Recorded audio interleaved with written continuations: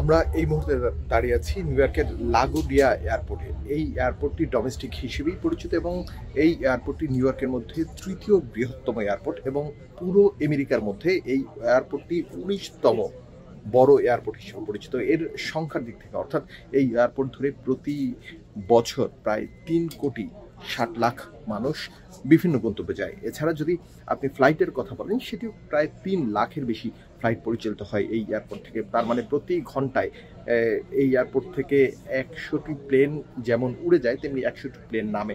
এমনটা আমাদের কর্তৃপক্ষ এবং তারা সাধারণ মানুষ জানিয়েছেন। আমরা দেখতে পাচ্ছি একটি স্প্রিট এয়ারলাইন্সের একটি বিমান এখানে দাঁড়িয়ে আছে এবং আরেকটি বিমান উড়ে যাচ্ছে। যেই বিমানটি উড়ে, এই স্প্রিট এয়ারলাইন্সের এই বিমানটি যাবে মার্টাইল বিচ, আমাদের গন্তব্য মার্টাইল বিচে। আমরা এখানকার যারা বসে আছেন যাত্রী, তাদের সাথেও কথা বলেছিলাম।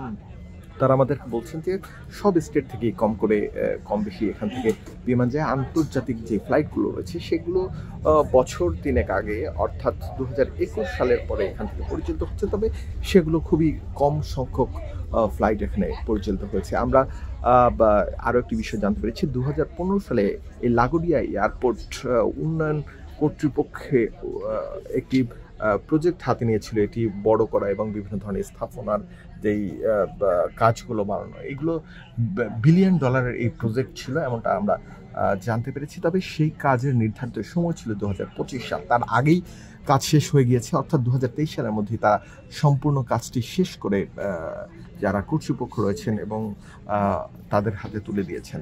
বেলায় যেই জিনিসগুলো দেখা যায় যে একটি প্রজেক্ট হাতে নিলে ক্রমে ক্রমে তার সময় বৃদ্ধি করে যেমন খরচ বাড়ে, তেমনি এই সময়কালও বেড়ে যায়। কিন্তু ইউএস এর বেলায় দেখতে পাচ্ছি না, এবং প্রত্যেকটি কাজ করার পরে বাংলাদেশে কিন্তু ২ বছর, ৩ বছর, ৪ বছর পরে মেনটেনেন্স যে কস্ট রয়েছে সেগুলো বাবদ ক্রমে ক্রমে টাকা বাড়ানো হয়, এমন দৃশ্য আমরা দেখেছি। তবে আমেরিকার ক্ষেত্রে বিভিন্ন ধরনের স্থাপনা আমরা দেখেছি, প্রত্যেকটি স্থাপনাই কিন্তু শত বছরের পুরনো, অধিকাংশ স্থাপনাই শত বছরের পুরনো এবং সেগুলো এখন পর্যন্ত সচল।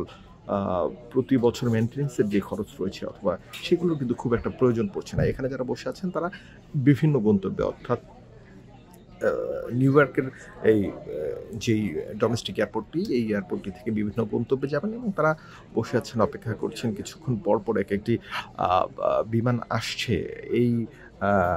এটি শুধুমাত্র একটি টিকিট নয়, শুধু স্প্রিট এয়ারলাইন্সের যে বিমানগুলো আছে সেই স্প্রিট এয়ারলাইন্সের বিমানের যাত্রী এখানে বসে আছেন। এছাড়া আমরা টার্মিনাল এ থেকে অবশ্য ভিতরে ঢুকেছি। এখানে যেই রেস্টুরেন্টগুলো রয়েছে সেই রেস্টুরেন্টগুলো যদি আপনি কোনো কিছু খেতে চান, সেক্ষেত্রে আপনার অবশ্যই কার্ড ব্যবহার করতে হবে। আপনি কোনো ধরনের ক্যাশ এখানে ব্যবহার করে যেতে পারবেন না। এবং মার্টাইল বিচের জন্য আমরা যাচ্ছি।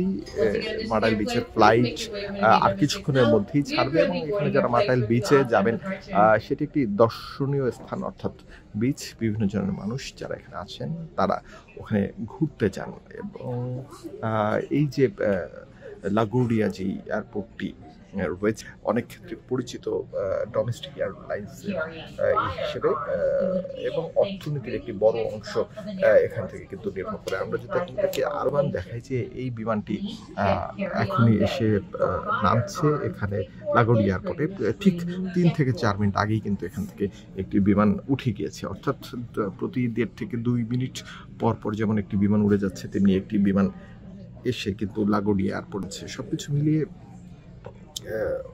এই যে নিউ ইয়র্কের এই ডোমেস্টিক এয়ারপোর্ট থেকে এখন পর্যন্ত এই ছিল আমার কাছে সর্বশেষ।